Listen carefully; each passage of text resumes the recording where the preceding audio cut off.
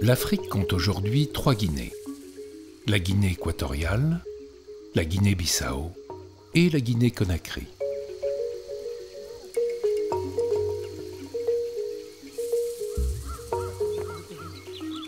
La langue officielle de chacun de ces pays résulte de l'histoire de la colonisation européenne. Ici, en Guinée-Conakry, on parle le français. Le nom d'usage du pays est la République de Guinée. La saison des pluies ne devrait pas tarder.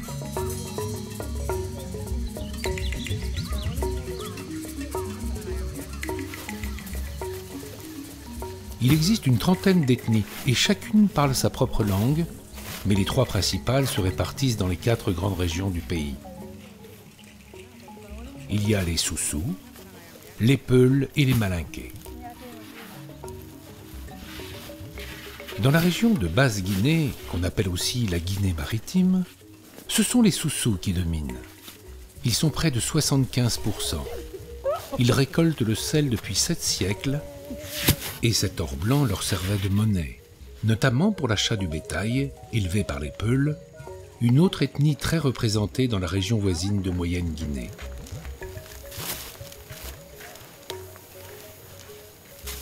Aujourd'hui, ce sont principalement les femmes qui s'attellent à la tâche.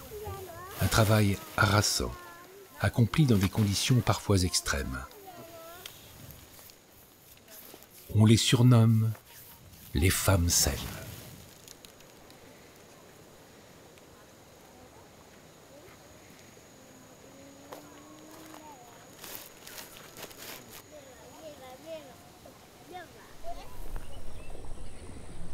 Pour obtenir cet or blanc, les femmes sel ont besoin de bois, beaucoup de bois.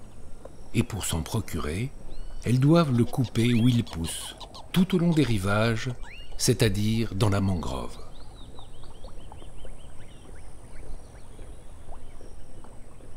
Depuis quelques années, le gouvernement a officiellement protégé des zones dans lesquelles la coupe est strictement interdite. Mais la nécessité a fait surgir une nouvelle forme de délinquance. Les bûcherons braconniers, comme on les nomme ici, coupent illégalement et massivement les souches protégées, et le commerce parallèle qu'ils exercent est très juteux. Mais ils mettent en péril tout un écosystème d'une grande fragilité. La biodiversité de cet écosystème mangrove est très variée. Nous avons la faune, nous avons l'avifaune et tout ce plus la végétation. Si on commence en première position par la végétation, nous avons le palétuvier rouge, le rhizophora, nous avons le palétuvier blanc, l'Avicennia et l'Angulularia racemose. Concernant la faune, nous avons des crabes violonistes, nous avons les oiseaux, beaucoup d'espèces d'oiseaux, d'eau, nous avons aussi les poissons, les varans du Nil, tout ceci existe. S'agissant des poissons, nous avons les tilapia, nous avons le barracuda, nous avons les raies et autres. Je sais que l'importance de cet écosystème mangrove, c'est très important que je le répète, pour la vie humaine. Nous avons la synthétisation de l'oxygène pour permettre aux hommes de mieux vivre. Nous avons de deux, la vie de cette population est beaucoup liée à cet écosystème. Si on n'arrive pas à la préserver, nous allons essayer de nous mettre à nu parce que difficilement nous allons trouver comment joindre la vie de l'être.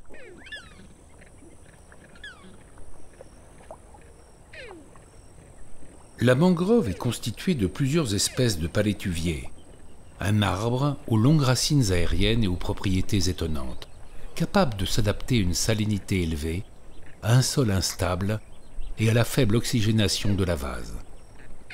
Elle se développe dans des eaux chaudes et selon le cycle des marées.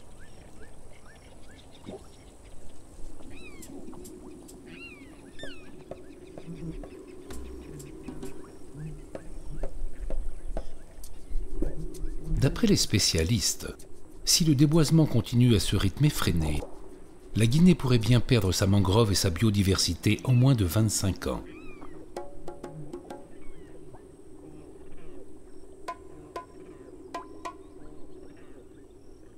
Pour ce qui peut encore être sauvé, une ONG locale a décidé de venir en aide aux villageois. L'association ADAM, Association de développement de l'agriculture en mangrove.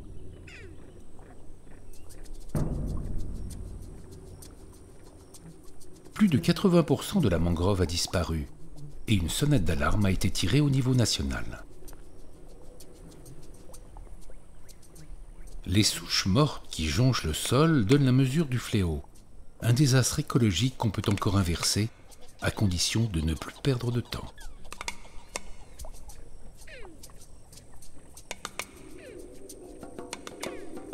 Pour y parvenir, le gouvernement et l'association ADAM ont fait appel à une association française, Univers Sel, basée à Guérande.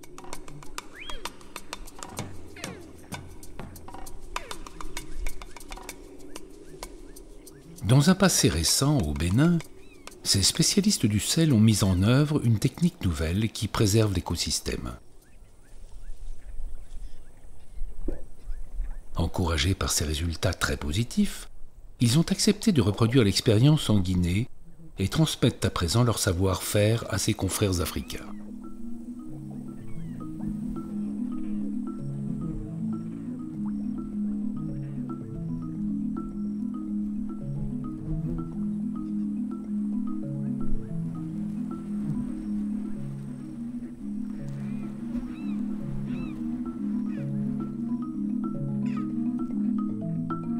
La collaboration réclame beaucoup d'investissement et de la patience. Il n'est pas simple d'enseigner à une population le respect de l'environnement.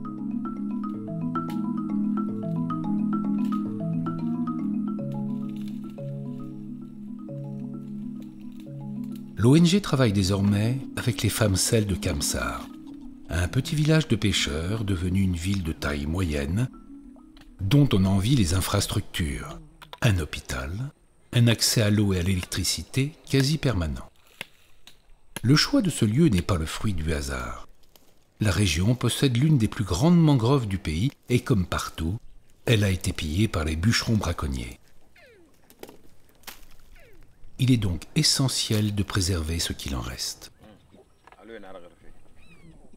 Les activités menées dans ce milieu, la mangrove, c'est mené par les populations qui sont installées tout au long des rizières ou dans les forêts de mangrove.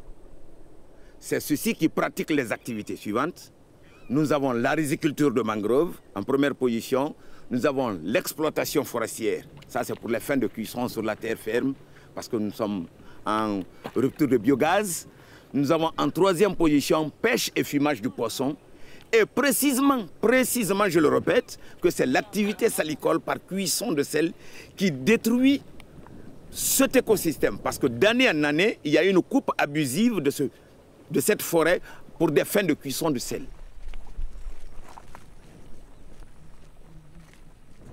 Depuis plusieurs semaines, des réunions avec les responsables locaux et les femmes sel ont été nécessaires pour lancer la campagne de sensibilisation.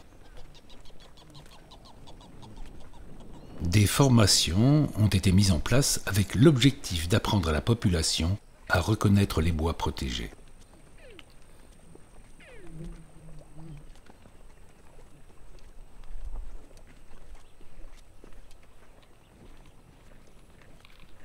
Tout au long de la campagne, des techniciens sont chargés de relever minutieusement les informations qui permettront de comparer les deux méthodes de récolte, celle traditionnelle par cuisson et la nouvelle par évaporation sur bâche.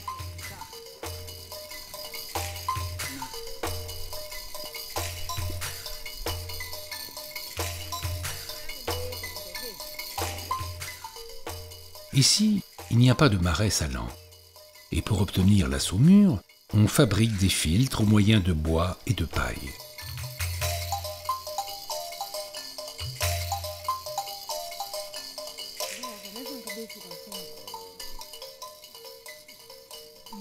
Dans mon enfance, J'ai grandi aux côtés de parents qui récoltaient le sel par cuisson. Une fois mariée, j'ai continué cette activité. Ici, tout le monde pratique la cuisson. Et j'espère qu'avec la nouvelle technique, nous arrêterons de brûler du bois, car il se fait rare par ici. Les techniciens de chez Adam sont venus nous apporter leur savoir-faire sur une nouvelle méthode afin qu'on puisse arrêter, dans un avenir proche, la cuisson qui nuit à nos forêts, mais aussi à notre santé.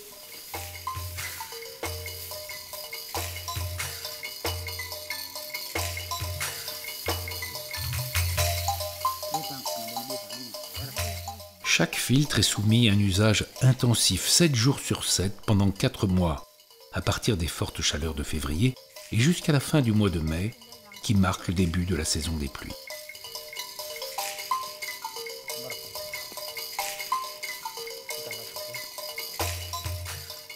Leur confection est encadrée par la cheftaine des femmes sel.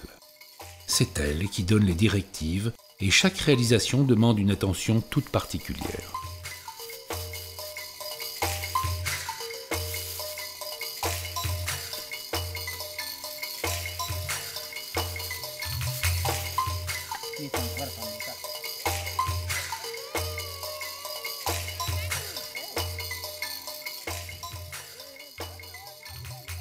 Dans ce secteur de casse-maquereau, chaque site est exploité par un nombre variable de familles qui s'installent ici pour la saison.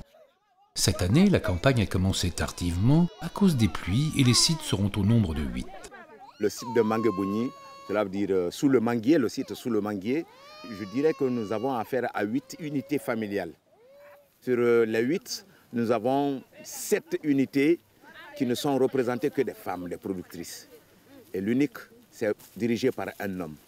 Sur ce site, c'est des résidents permanents, propriétaires de ce site, avec lesquels nous évoluons dans cette nouvelle technique.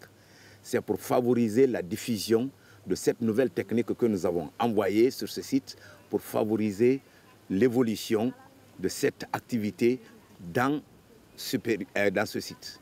Depuis 2 ans, nous évoluons sur ce site. En 2012, c'était l'année d'initiation. Et cette année, nous avons commencé la diffusion petit à petit avec les salines écoles dont j'ai fait allusion, là où on forme les productrices pour favoriser la diffusion de cette technique.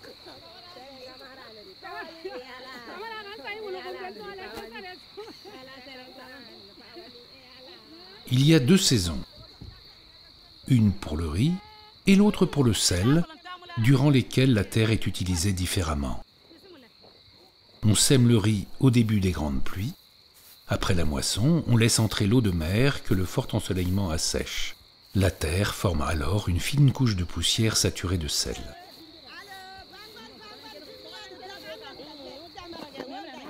Les villageoises n'ont plus qu'à la gratter et l'emmener au campement pour la filtrer.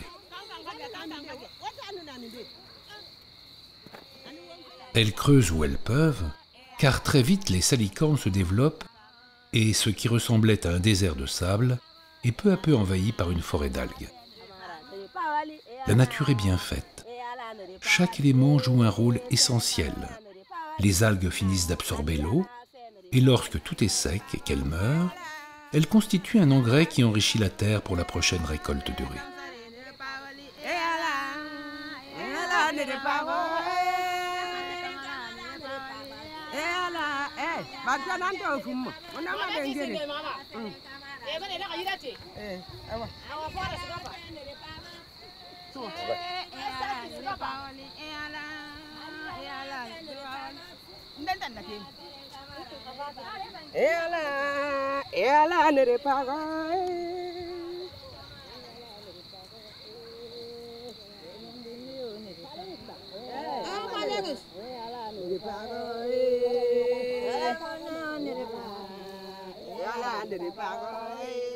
Si les sites d'exploitation se trouvent à proximité du campement, le bois, lui, est plus rare. Il faut aller toujours plus loin pour en trouver. C'est ça qui fait la fortune des bûcherons braconniers. Eux l'amènent à proximité et les femmes préfèrent l'acheter que s'épuiser à se rendre dans la mangrove.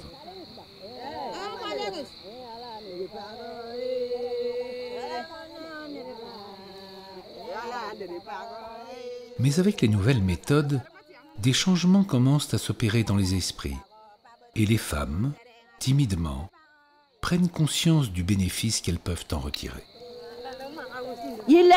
Avec la méthode qu'on nous a apprise l'année dernière, nous produisons un sel de meilleure qualité. Mais nous ne la maîtrisons pas parfaitement, alors je continue à pratiquer la cuisson en parallèle.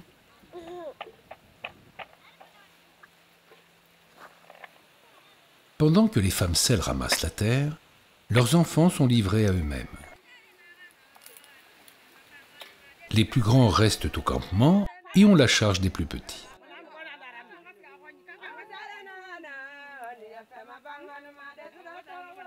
Il faut accomplir des dizaines d'allers-retours avant d'avoir assez de terre pour débuter la phase suivante de la récolte. À présent, il faut s'occuper de la cuisson. Cette méthode traditionnelle se transmet de génération en génération et repose sur l'évaporation par chauffage au feu de bois.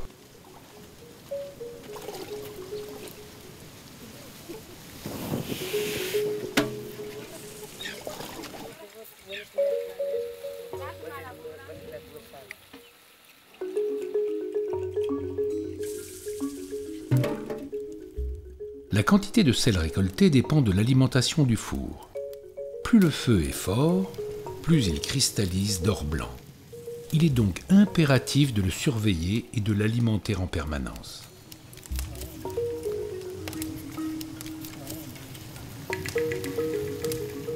« 70 litres de saumure dans une plaque de cuisson d'1 mètre carré produiront 20 kg de sel.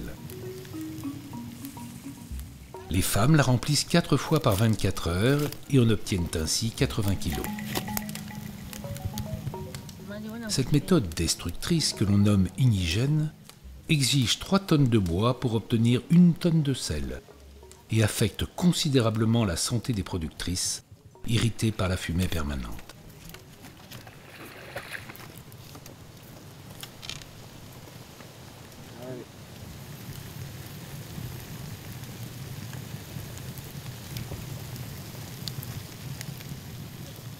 Le four est de construction artisanale, fait de terre et d'eau.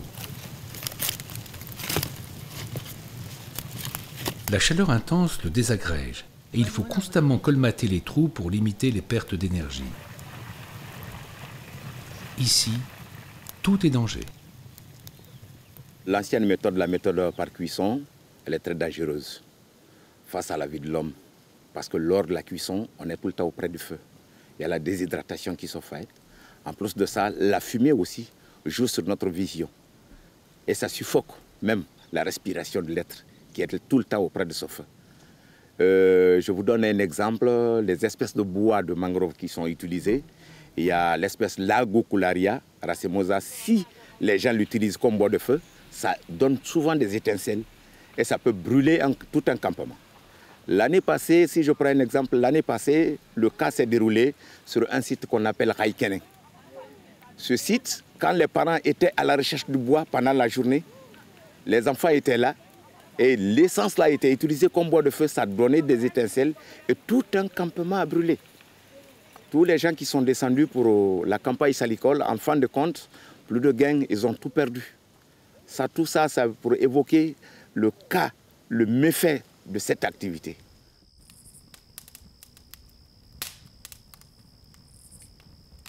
Le four est comme un haut fourneau.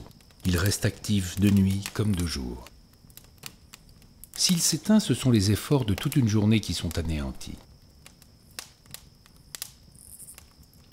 Ce soir, c'est la fille du chef, Maïmouna, qui est de garde. Malgré la fatigue et le sommeil, elle doit se lever plusieurs fois pour vérifier et entretenir le feu.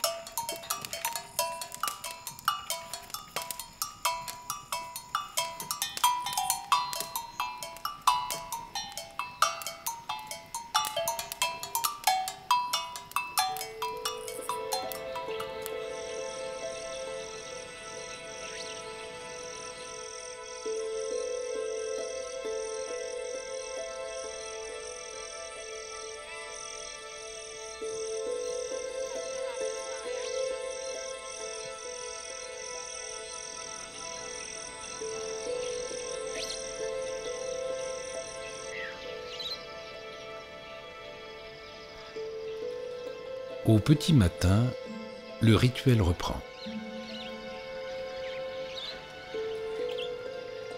Les femmes selles partent gratter la terre. Mais une d'entre elles a finalement décidé d'installer un cristallisoire pour augmenter son rendement. Pour éviter que les crabes violonistes ne percent la bâche, elle doit choisir une surface plane et dure dans laquelle ils ne peuvent pas nicher. Les herbes qui l'entourent empêcheront le vent d'y précipiter du sable. Cette nouvelle méthode, dite solaire, garantit l'avenir de la mangrove de Guinée. L'année d'initiation, quand nous venons, on tient des réunions de sensibilisation. Nous évoquons l'objectif qui nous a envoyé sur ce site. C'est pour introduire une nouvelle technique. Mais on ne dit jamais aux productrices, non, la technique que vous êtes en train de faire, elle n'est pas bonne pour le moment, mais nous mettons en place, nous distribuons des bâches à chaque productrice qui est sur le site et nous les formons. Au fur et à mesure que nous évoluons, elles maîtrisent la technique, elles voient déjà qu'elles ont un temps de repos, elles ne sont plus au niveau des corvées de bois, elles ne sont plus soumises à la fumée, la toxicité et tout ce qui s'ensuit. Elles comprennent déjà qu'il y a des revenus. Elles ont le temps de travailler, elles ont le temps de se reposer. Elles ont compris en fin de compte que cette technique est à leur avantage. C'est à partir de cette technique que nous évoluons, cette phase de sensibilisation, d'approche participative, que nous embarquons les gens et ils s'impliquent à la technique.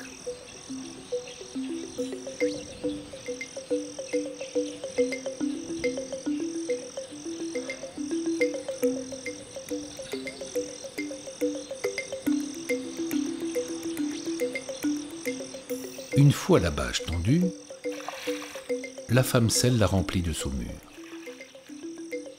Par cette technique, les micro-organismes, et notamment les bactéries, n'ont pas le temps de se développer car elles ne supportent pas une densité de sel supérieure à 12%. Les rendements sont un peu moindres. Il faut 90 litres de saumure pour récolter 20 kg de sel solaire, mais l'économie de bois et d'efforts les compense largement.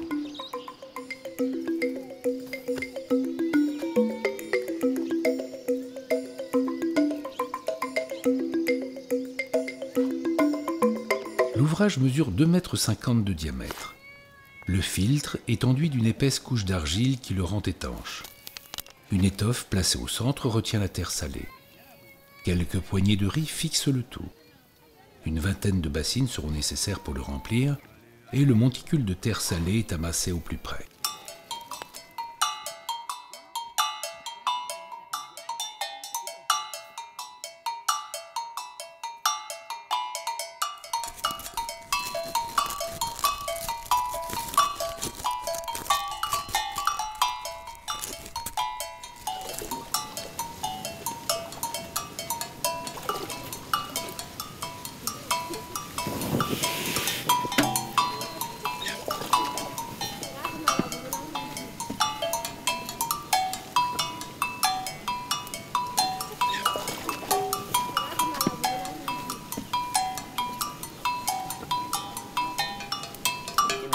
Cette étape est très importante dans le processus. Le filtrage permet de recueillir une eau saturée en sel. Un technicien d'univers sel note minutieusement la teneur en sel obtenue.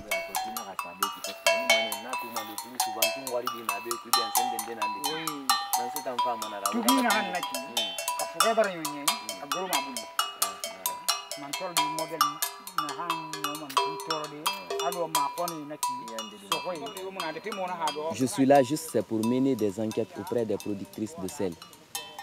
Donc, nous faisons l'analyse de ces données juste pour orienter, remonter les différentes données que nous avons trouvées sur le terrain au niveau de la direction. Et c'est en fonction de ces différentes données récupérées sur le terrain que la direction va essayer de remonter. Eux aussi, ils font des analyses à partir de ces différentes données pour orienter les femmes, les productrices, celles indigènes et celles solaires.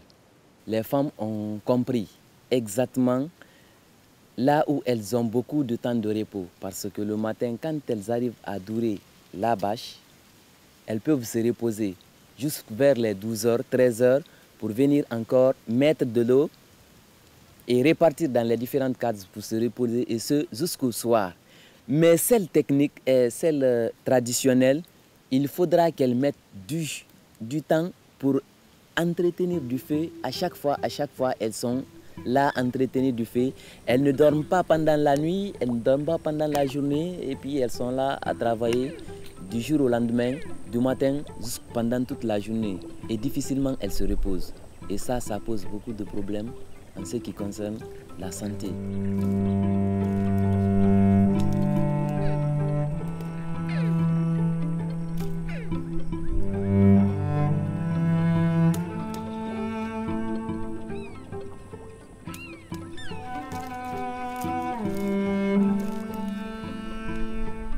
Le campement de Souleymangé occupe une position stratégique.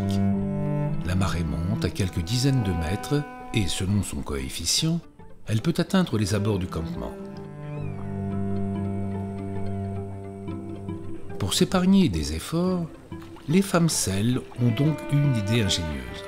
Elles ont creusé des puits qui emprisonnent en partie la mer lorsqu'elle se retire.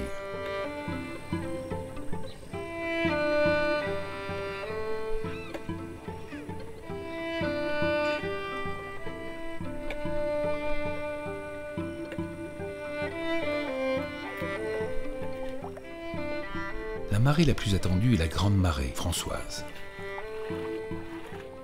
Son fort coefficient permet à la mer d'inonder la quasi-totalité du lieu et transforme en île tous les sites de production.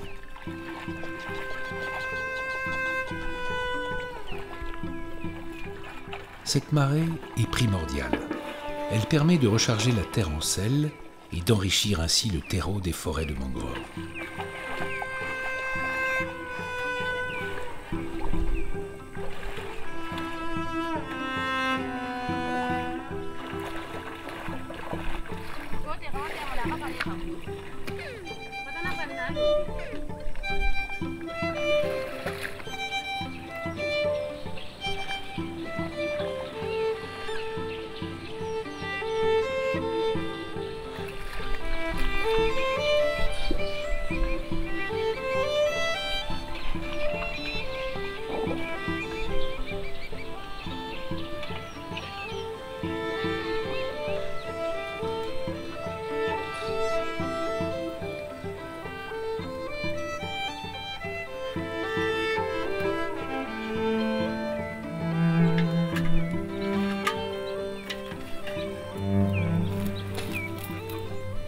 En dehors des week-ends où les enfants scolarisés rejoignent le campement pour aider leur mère, les femmes Sel travaillent selon une cadence harassante.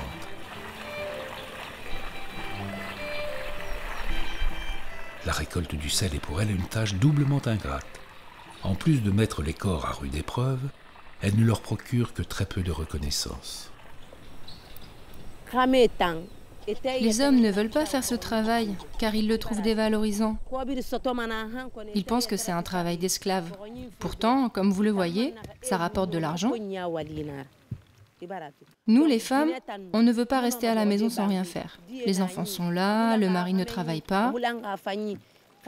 Alors on vient ici pour récolter le sel et avoir de l'argent pour pouvoir les nourrir. Pas comme ces hommes qui préfèrent ne rien faire et dire que c'est un travail d'esclave. Nous, on a la volonté et le courage de venir travailler. Il faut être motivé, sinon tu ne peux pas faire ça.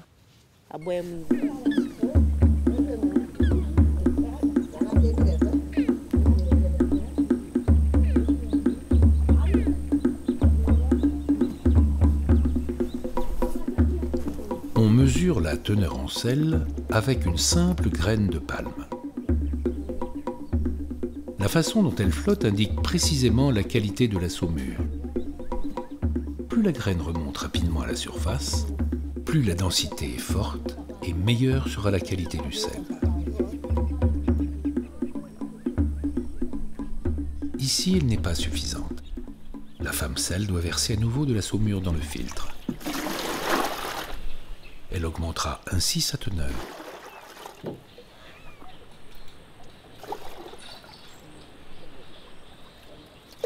Cette opération supplémentaire est une vraie corvée, mais il est impératif de respecter les normes si l'on veut que la récolte soit d'excellente qualité.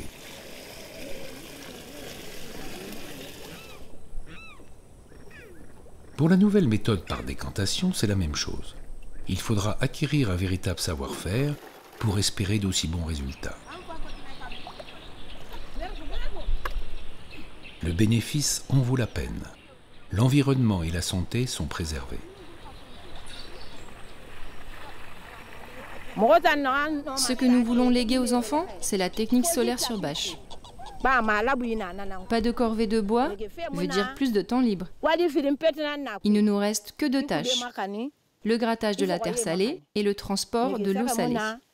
Il n'y a plus la corvée de bois et c'est ça que nous voulons dans le futur. Si nos enfants veulent récolter le sel, nous les guiderons sur cette voie.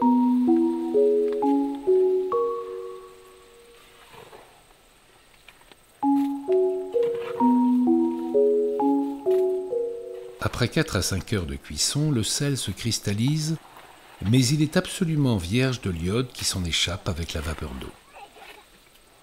Pour des raisons de prévention sanitaire, l'UNICEF demande à la Guinée la iodation de son sel indigène, qui est en grande partie vendu sur les marchés. L'iode est en effet un composant essentiel à l'organisme. Elle permet notamment de réguler la production des hormones thyroïdiennes, indispensables à la croissance de nos tissus et en particulier ceux du cerveau. Chez les femmes enceintes, elle est essentielle au développement de l'enfant et sa carence peut entraîner des troubles ou des handicaps pendant la grossesse. L'autre avantage de la nouvelle technique est donc aussi de taille, puisque le sel récolté dans les bâches est, lui, naturellement iodé.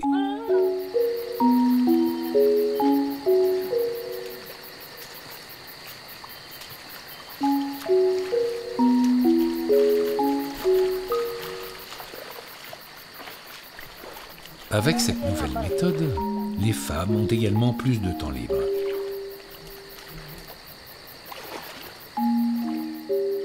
Aujourd'hui, elles ont choisi d'aller à la pêche au tilapia, un petit poisson de mangrove très recherché.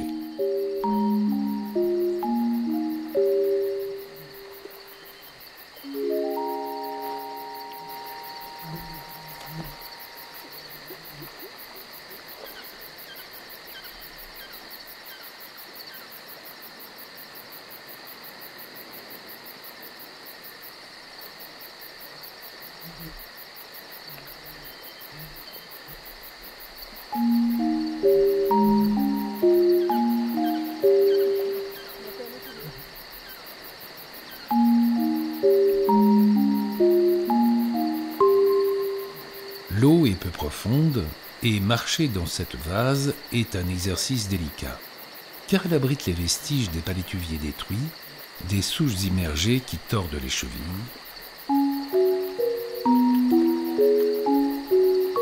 La pêche ne durera que peu de temps, elle n'est possible qu'à marée haute.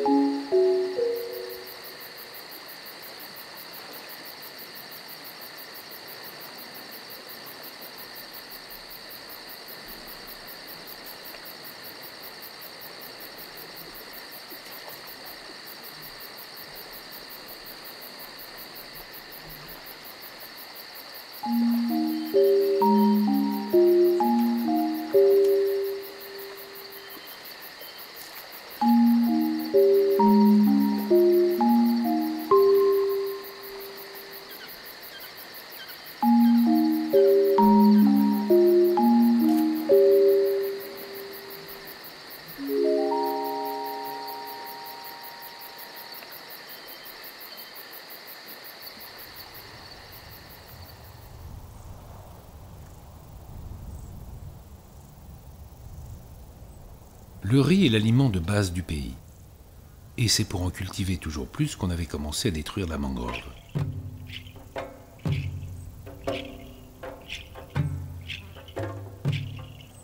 Les rizières de la région nourrissent aujourd'hui 35% de la population. Mais une mauvaise gestion de ce va-et-vient d'eau salée et d'eau douce a rendu le sol stérile à certains endroits. Plus de 2/3 des terres cultivables ont ainsi été abandonnées par les paysans.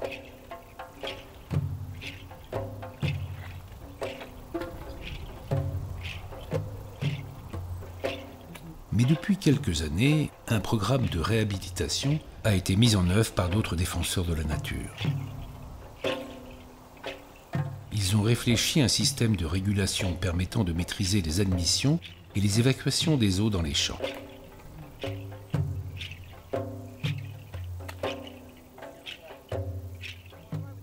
Le savoir-faire local, combiné à ces améliorations, a, là aussi, permis à la population de s'approprier une technique nouvelle qui s'intègre à leur mode de vie tout en préservant l'environnement.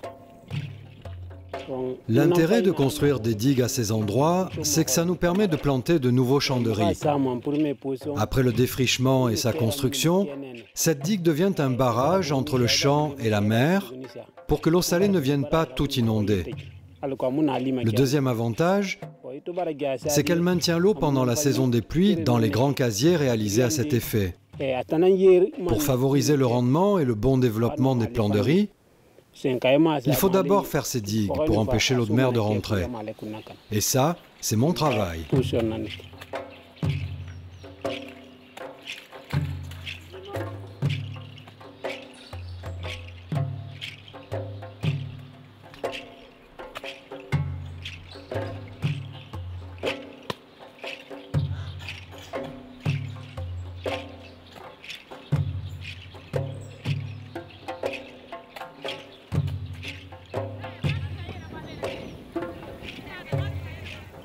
Le campement est installé à quelques kilomètres de Kamsar, au milieu de rien.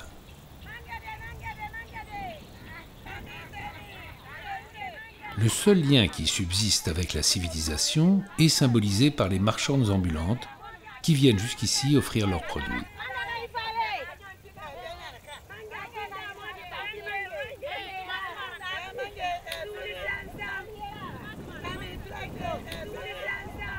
Elles vont de site en site avec leurs bassines remplies de marchandises.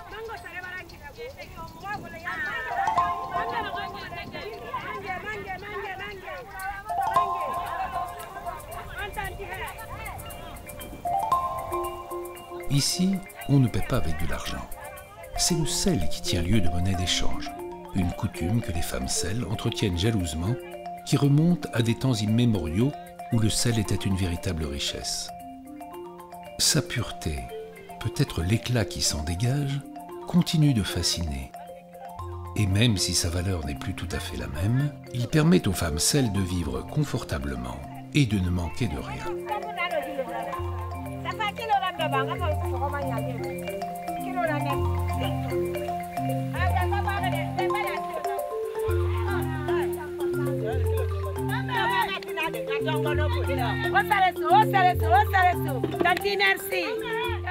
L'étal est installé. Les négociations peuvent commencer.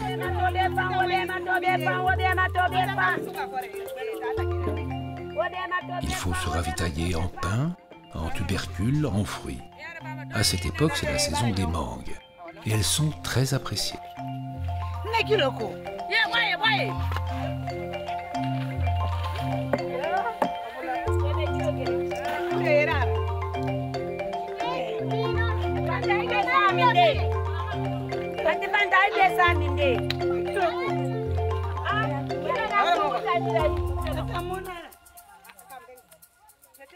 Au coucher du soleil, les femmes sel tiennent enfin le fruit de leur peine.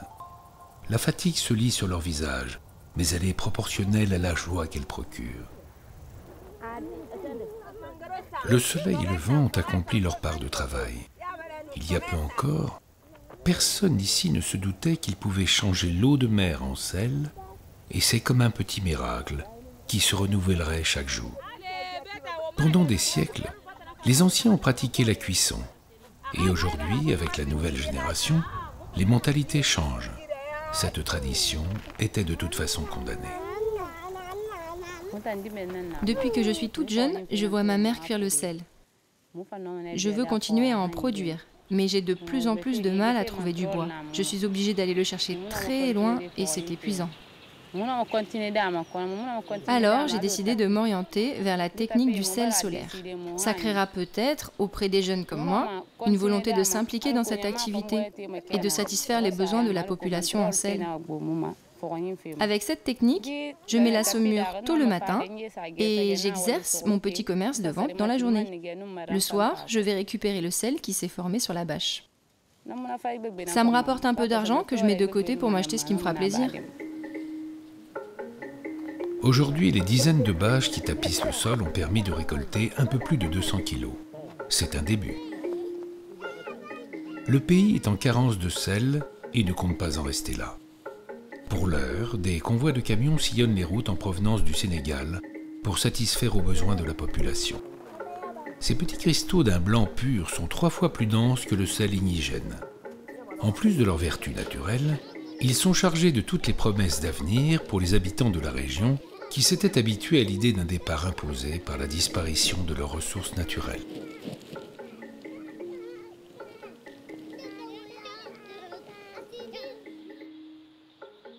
Au grand marché de Kamsar, c'est évidemment la production des femmes sel que l'on trouve. Toujours occupées à la récolte, elles ne peuvent pas le vendre elles-mêmes.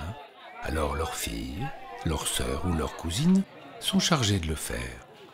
Ainsi, l'activité fait vivre des familles entières. Au marché de la ville, je vends mon sel au kilo.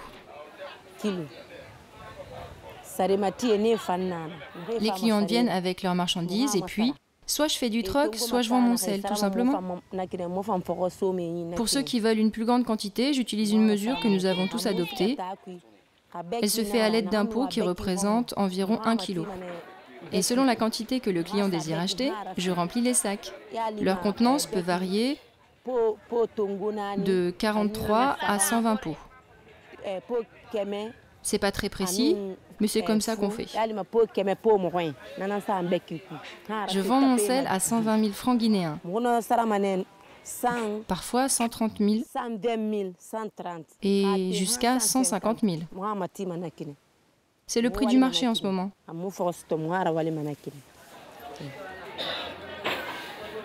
Le sel de cuisson est 20% moins cher que celui obtenu par évaporation, dont les vertus ne sont pas encore suffisamment appréciées par les consommateurs.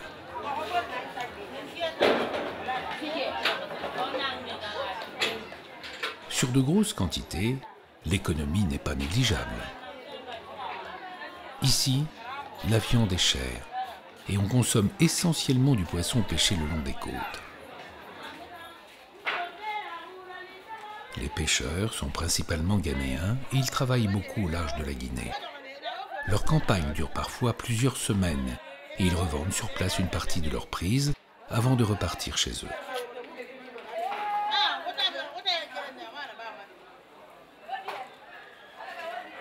Dès leur arrivée au port, le poisson est pris en charge et dans ce pays où le thermomètre dépasse régulièrement 40 degrés à l'ombre, le fumage et le salage sont les modes de conservation les plus économiques. Le sel est donc un produit de toute première nécessité.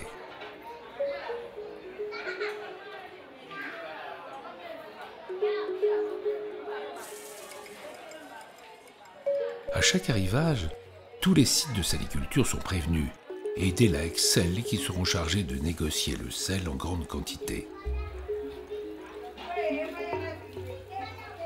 Vendeurs et acheteurs se connaissent depuis longtemps et c'est entre femmes que se font les transactions. Mais depuis un certain temps, le prix bas n'est plus un argument suffisant pour celles qui commercialisent le sel de cuisson.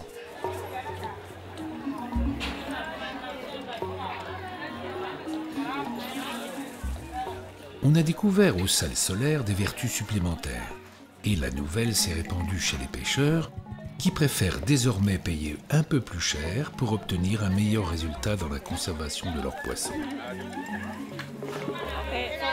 Quand j'achète du sel, je l'achète en grande quantité et j'essaye toujours d'avoir 3 à 5 sacs d'avance.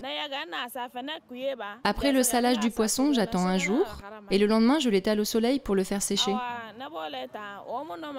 On s'est aperçu que ce sel était de bien meilleure qualité. Le poisson est mieux conservé. Et nous pouvons donc le vendre plus cher et plus longtemps.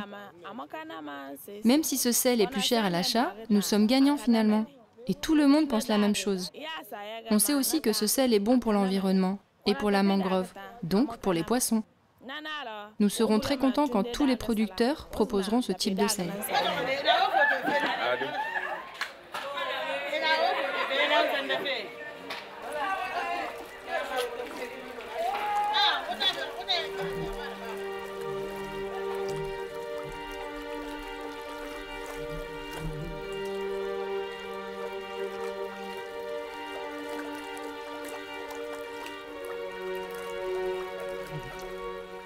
La mangrove protège le littoral de l'érosion et forme un rempart contre les cyclones et les raz de marée.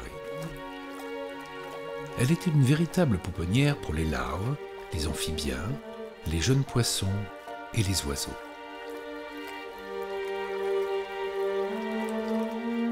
À mi-chemin entre la forêt et le marais, elle reste un territoire complexe.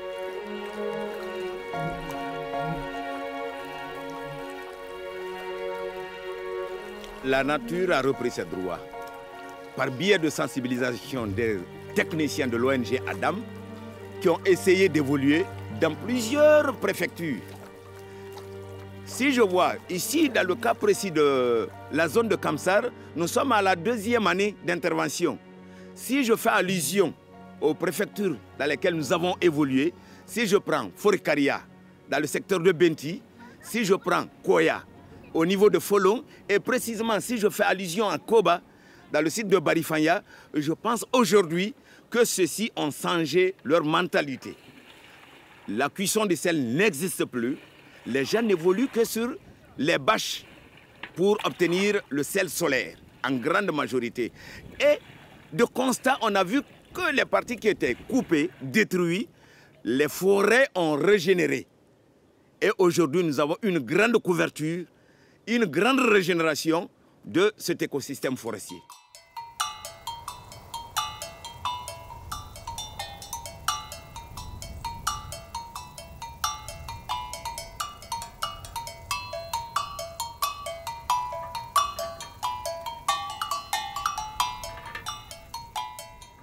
À Koba, la méthode solaire est pratiquée depuis maintenant plusieurs années. Les femmes sel maîtrisent ce procédé et y trouvent un véritable avantage financier.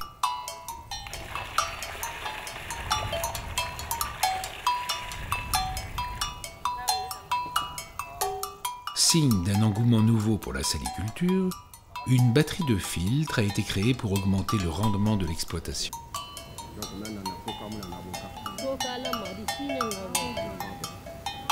On ne va pas oublier la méthode traditionnelle, car certains ne veulent pas changer. Quand tu leur conseilles de travailler avec les bâches, elles te disent non. La tradition ne s'oublie pas comme ça, et d'autres préfèrent la préserver. Certains pratiquent encore l'ancienne méthode, de l'autre côté du site et dans d'autres régions. Quand cette technique sera diffusée, ils comprendront que ça peut les soulager dans le travail. Si ton corps se fatigue, tu ne fais plus rien. Donc si tu travailles beaucoup, ton corps a besoin de se reposer. Actuellement, avec les bâches solaires, on se fatigue beaucoup moins et on a plus de rendement. Et du coup, on gagne plus d'argent. C'est normal. Si on produit beaucoup, on gagne forcément plus d'argent et tout le monde consomme.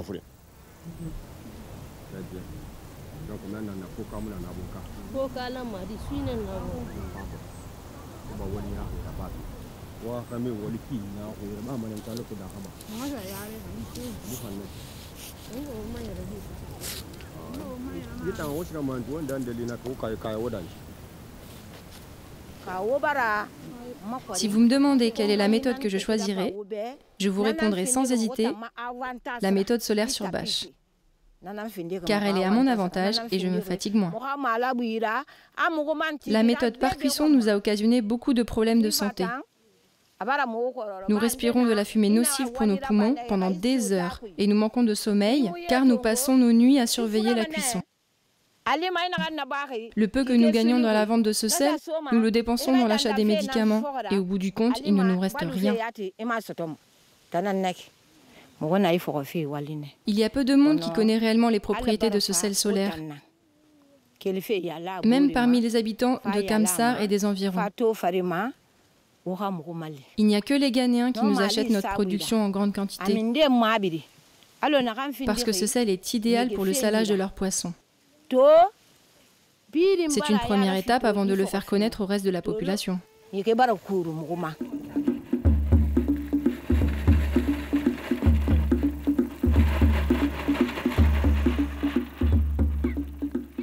La tradition s'efface peu à peu.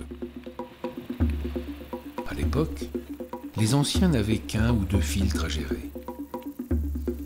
Aujourd'hui, la technique nouvelle n'a plus à faire la démonstration de ses avantages et l'activité autrefois abandonnée aux femmes devient très lucrative. À Koba, l'exploitation est désormais mixte et prend une véritable orientation industrielle.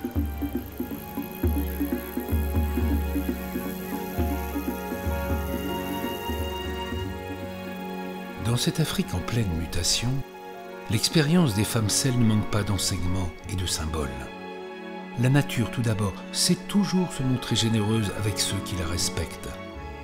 Le soleil et la chaleur ensuite, qui sont deux obstacles majeurs au développement du continent, peuvent s'avérer un excellent parti à l'aube d'une ère où la gestion de l'énergie réclame une grande intelligence.